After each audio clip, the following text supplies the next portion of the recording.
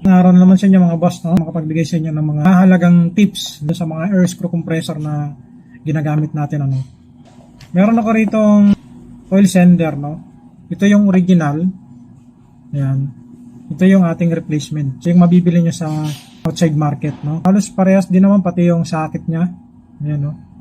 Parehas lang. Nagkakaiba lang siya dun sa haba. Ayan, no? Sa pinaka-input. No? Ayan. Mas mahaba to kaysa dito sa kanyang original. Ayan o. Kung titingnan natin, mas mahaba tong isa kaysa dito.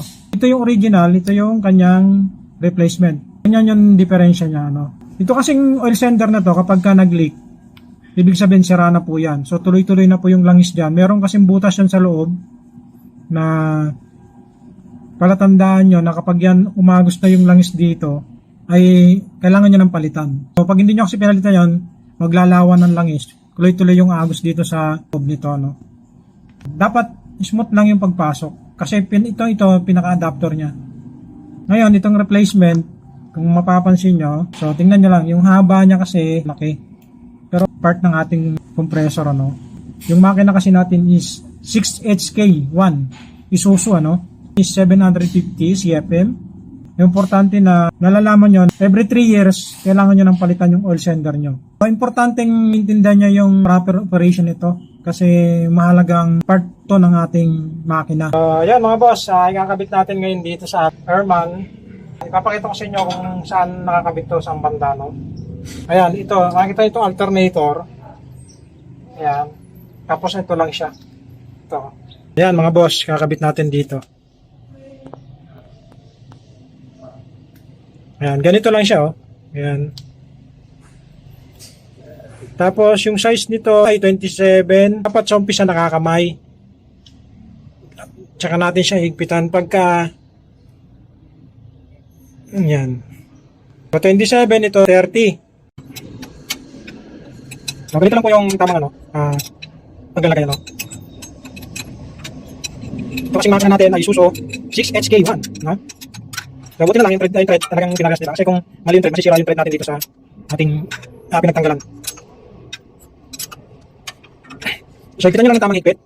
Pag nakita nyo ang okay na, ito naman sunod nyo tandaan. Kailangan kasi ito, mapunta dito sa baba.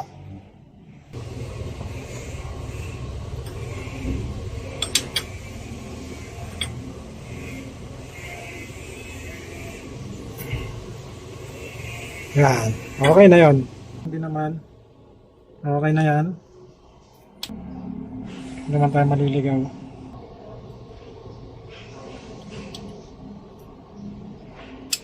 Yun. Ayan mga boss, na-install na natin yung ating oil sender. No? Ito po yung bagong oil sender natin. Ayan mga boss, ito yung pangalawang paglalagyan natin ng oil sender. Yung ating number 8. So yung isa number 9. Ano? Ngayon ito namang number 8.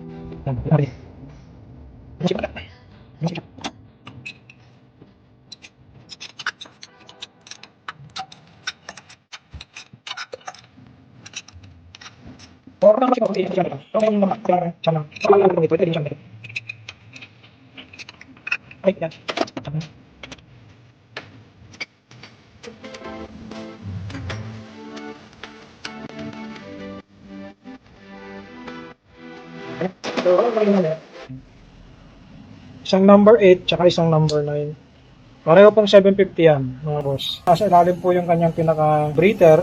Kung sakali man tumagas, doon na siya tatagas, hindi na dito.